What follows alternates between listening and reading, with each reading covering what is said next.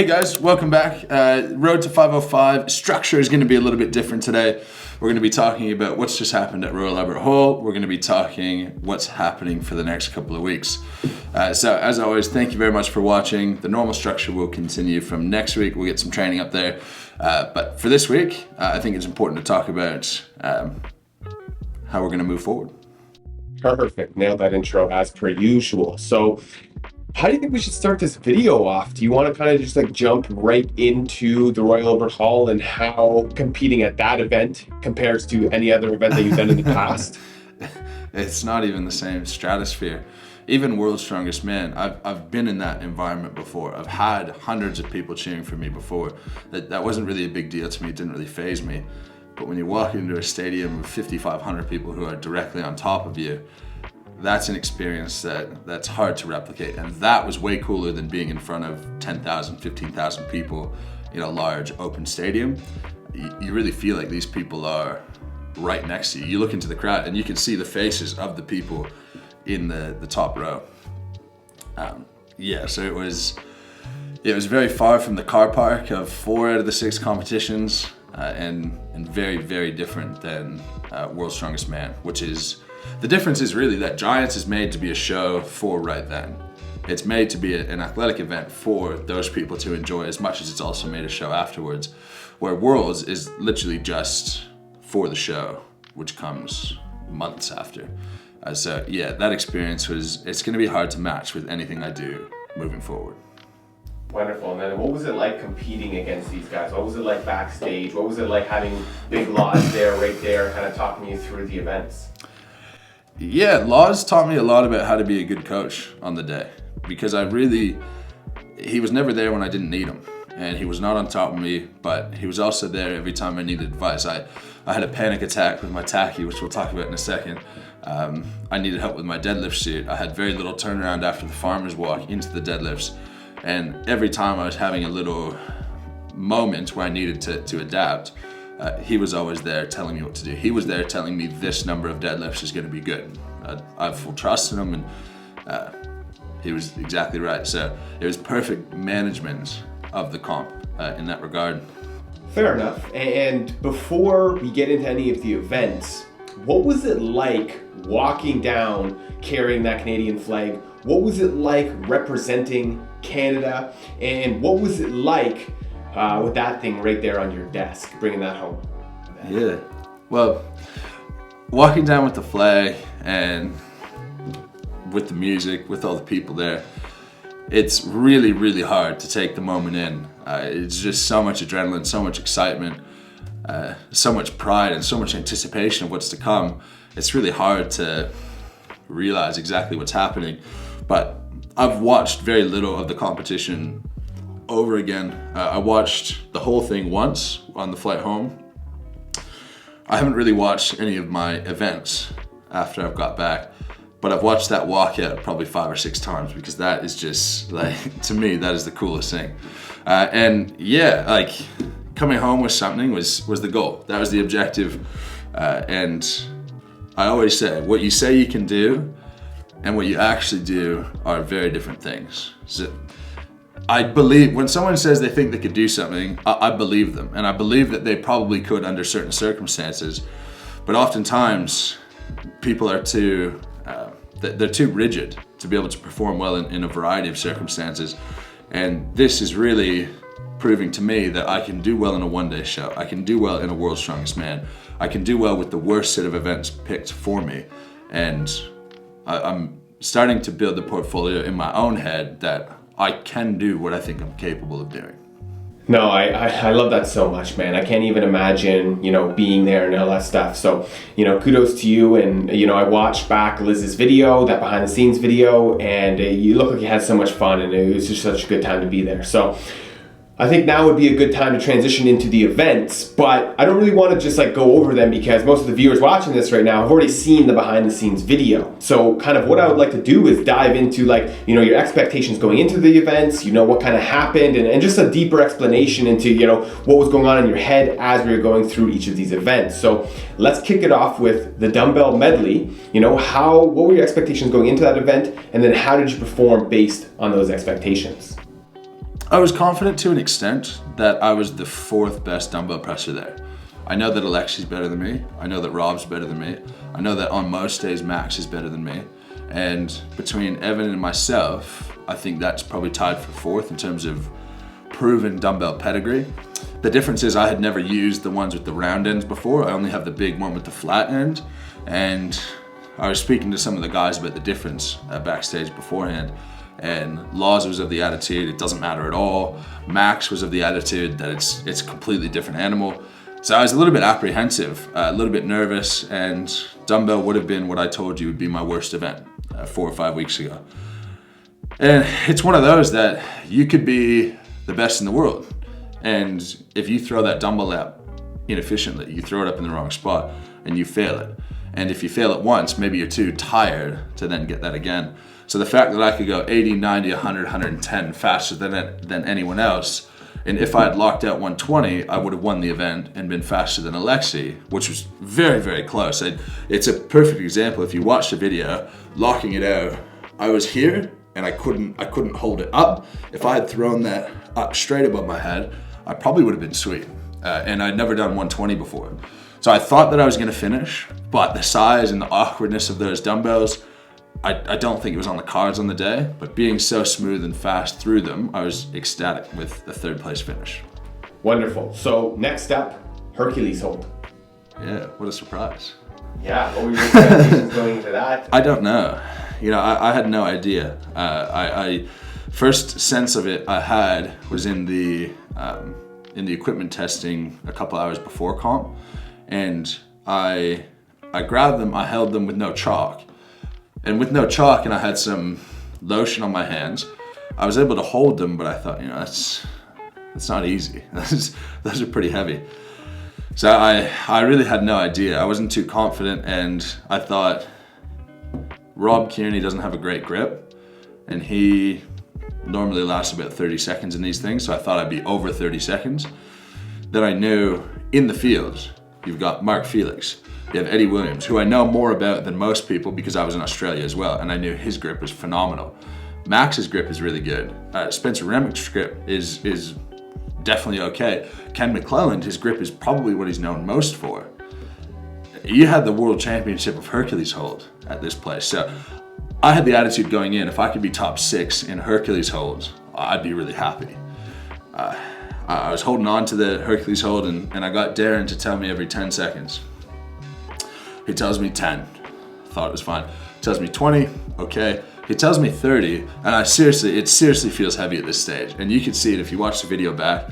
My hands start to shake at this stage. But I was fortunate because the only people going after me were Alexi and Rob, because they were both ahead of me in the dumbbell. So I had the numbers of every good grip person there that I was able to have in my head.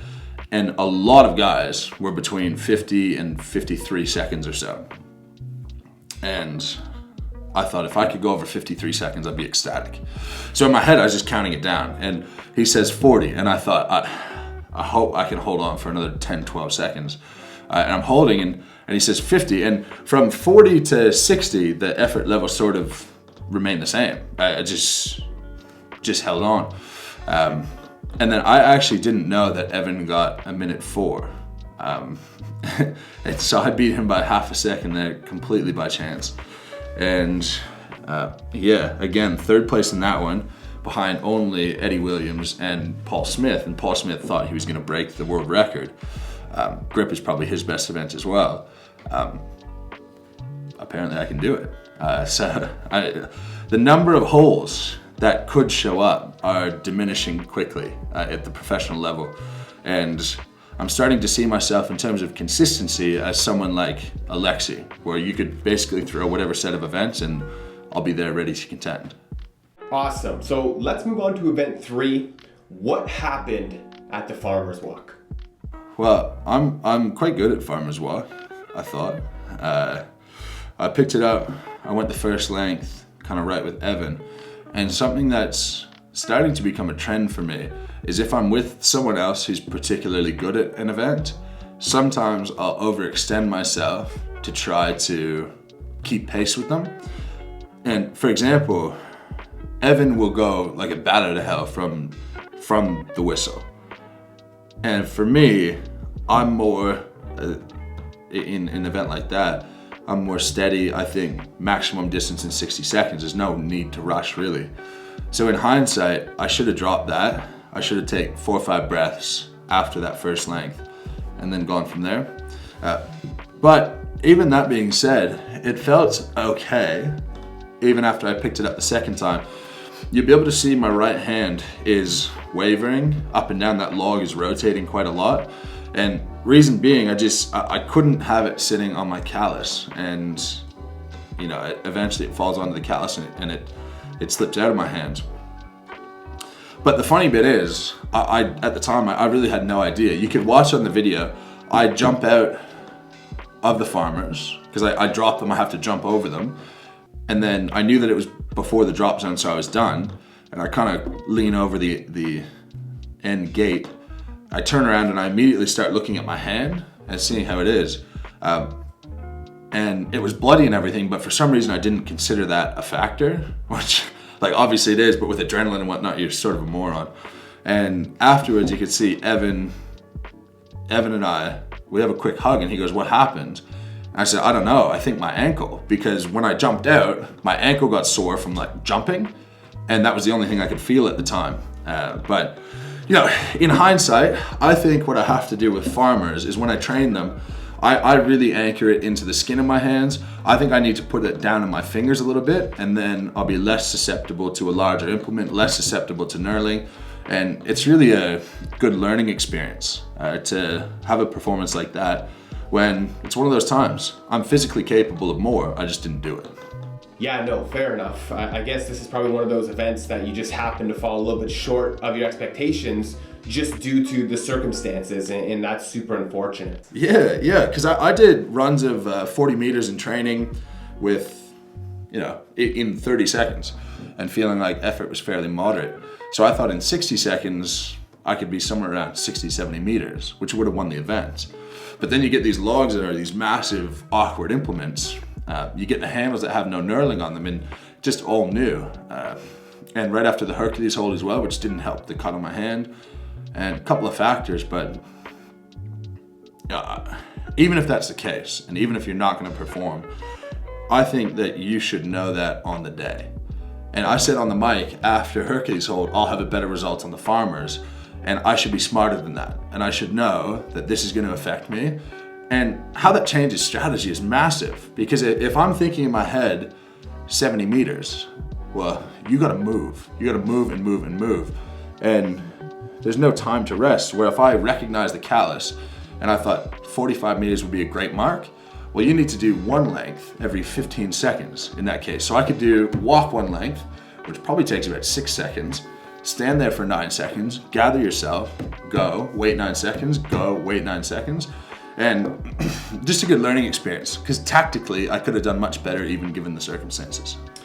Yeah, and I think that's the thing with almost any professional sport, right? You train day in, day out, you have this system on how you're doing things, and when it comes time to competition time, it's almost like everything just gets thrown out the window, right? You're just so focused on that event and performing well that it's like the tactics, they almost get overlooked sometimes, and it's always important to make sure that you recheck it and revisit the strategy and the plan. And I think this is honestly the perfect segue into the deadlifts, because you and Laz kind of came in with that strategy on what you wanted to pull. Yeah. So at this stage, I was in 3rd place. Laz and I had a chat. We knew that Paul Smith wasn't going to get much on the deadlift. We knew that Alexi was going to be really strong, and we knew I wasn't going to catch Alexi. So the objective was to beat everyone in the field who wasn't Alexi. The challenge was doing really well in Hercules and doing really poorly in farmers meant that I went from one of the last groups in farmers to one of the first groups in deadlift. So I went second last in farmers, and I went second in the deadlift.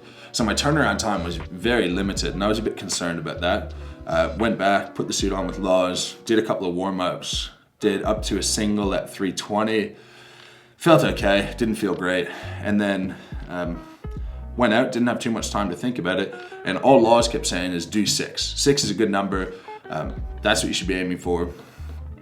And I went out, and if you watch the video, there was a mark on the bar that I'm convinced wasn't in the center because I kept lifting the left side ahead of the right, and that's why I kept adjusting my hands. If you see the video, after every rep, I would adjust my hands, and I just couldn't get that right.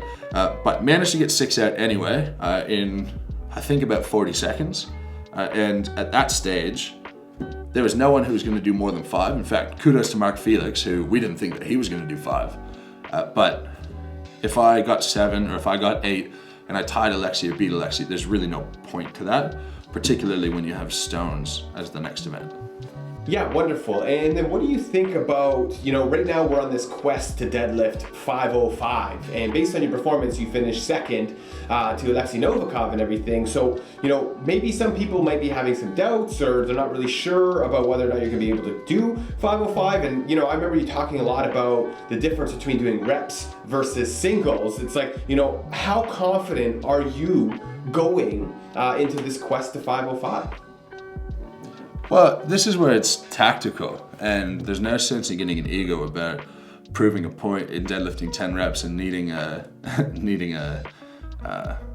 week to recover from those 10 reps. But the only thing that you can look at when you're looking at how someone's going to perform in a max is how does the first rep look? And to me, my first rep was way cleaner than anything I've done in the gym. It took way less energy. And it was a great sign to me that what I'm doing in the gym is nowhere near what I'll be capable of in competition with the adrenaline and the excitement. So I put very little weight in not beating Alexi for reps. Everyone knows Alexi's phenomenal for reps. And when it comes to max, he's still quite solid, but he's not up there in the top of the world. Wonderful. So now for the last event, stones. Yeah. We had some tacky stuff happening. Yeah. With that second one that I remember seeing that. It looks like I got stuck to your shirt or whatever, but kind of run me through what happened with the stones. So when I went to put on the tacky, and it was the first time ever that I've put it on my hands, and to the touch, it's slippery. And immediately my mind went to Bobby Thompson and World's Strongest Man when he completely slipped off the tacky.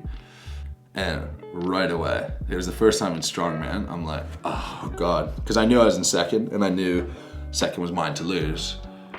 And Laws was just calming me down, kept saying, spread it around with your thumb, it'll be okay. All that happened is the tacky needed to warm up a little bit. Then Maxime Boudreau comes up and starts giving me advice on what to do with it. And so that got sorted. The backs of my shoulders were exhausted from playing around with the tacky so much. But stones, the 120 went up pretty well to a very high platform, and then I took the height for granted when I went and did the 140, and you could see I just throw it up too early and I don't stick with it enough, which is again another great learning point for the future. Then I was pretty methodical with all of the rest of them.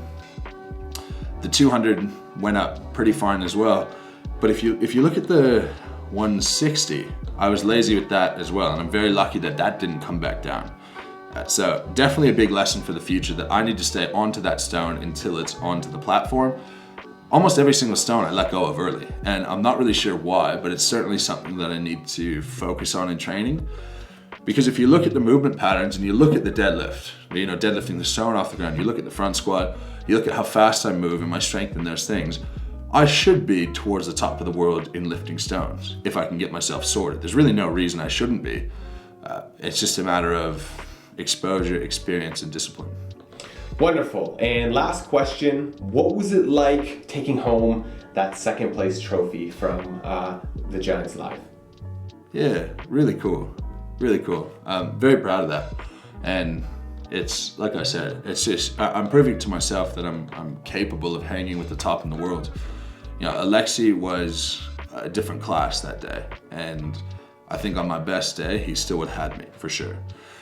But standing up there on a podium with Evan and Alexi, and kudos to Evan, who got injured early in the day, underperformed on the dumbbell because of it, and still, he was only half a point behind me. He was very close to catching me, which we sort of knew the situation going into stones, but regardless, him being only half a point behind is pretty incredible.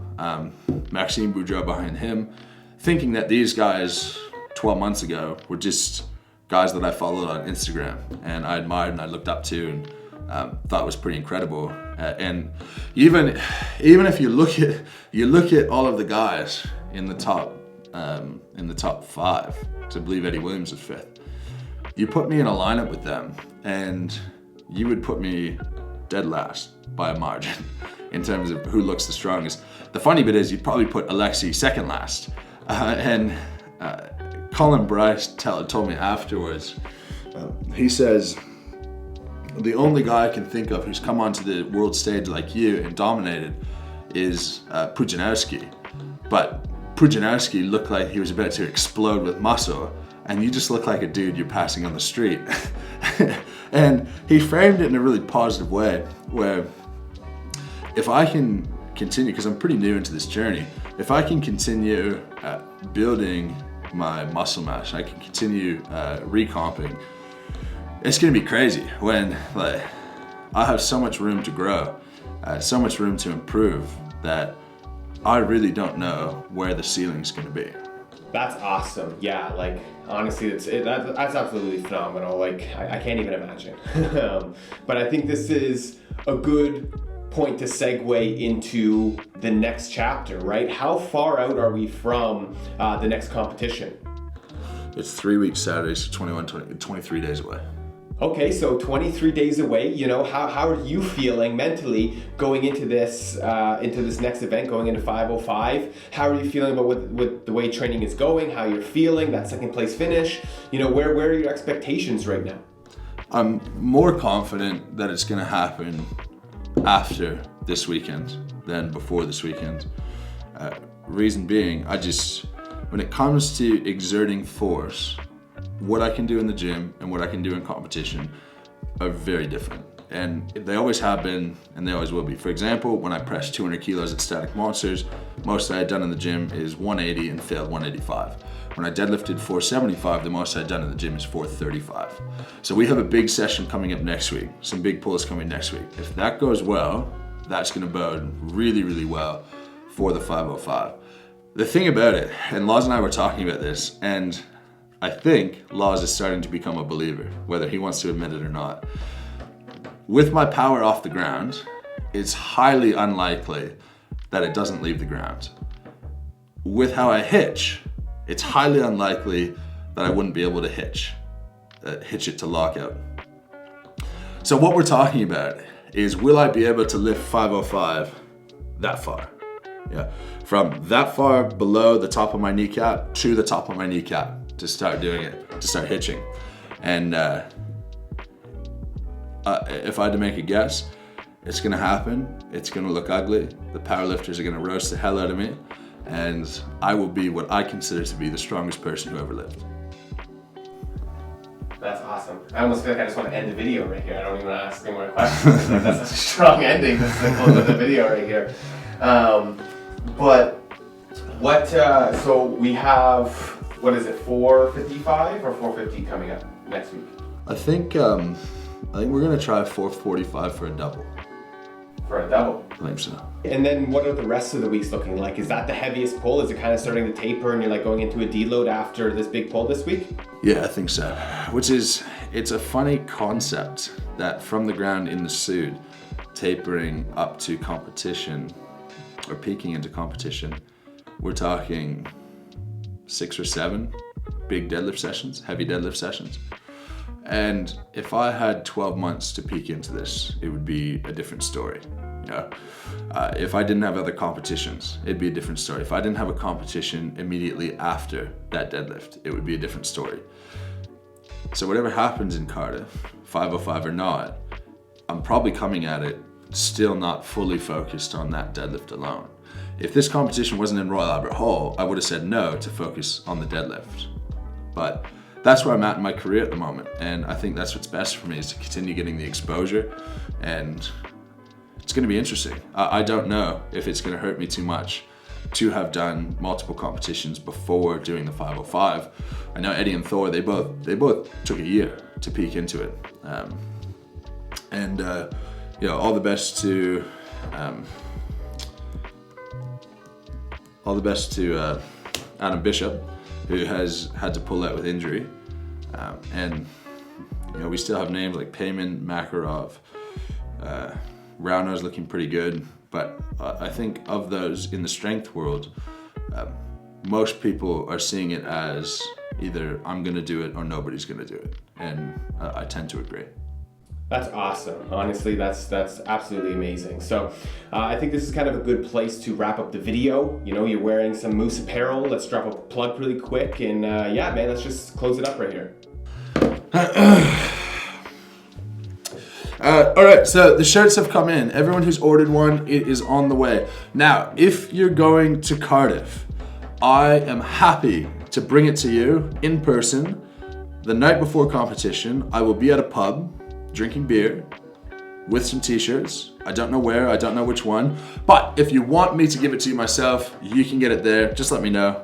Reach out on my website or on my socials. I'm more than happy to do that. But you can check them all out on my website. So we have Lift Heavy, Be Kind. That is my message. That's at the forefront when it comes to who you are as a person. We have Good Enough Every Day, which is my motto when it comes to my training. And then we have Team Moose shirts as well. Now, these shirts are not cotton shit gym shirts. They're proper shirts. I actually don't even think I want to wear this to the gym. It's just proper quality, nice quality. And I want to break the pattern of putting out the lowest quality cotton shirt you can for the cheapest price possible to be worn at the gym 3 times and then fall apart. So if you wear this, or if you get this, 100% guaranteed quality. If you want to send it back, if you don't like it, whatever. But it's got the quote on it and it's got little moose on the arm. Again, want to break the standard right now of having the biggest, most obvious, largest, ugliest symbol on a shirt and just keep it really clean, really simple. And I'd love if you guys live this motto, buy the shirt. With every shirt that I send out, I'll be sending out a little thank you, little signature as well. And that's 100% from me. I'm the one going to the store, sending them all out. It's a smaller operation than you would imagine. So it's all coming straight from me. And thank you very much for the support. Subscribing to the channel, buying the apparel, all of that.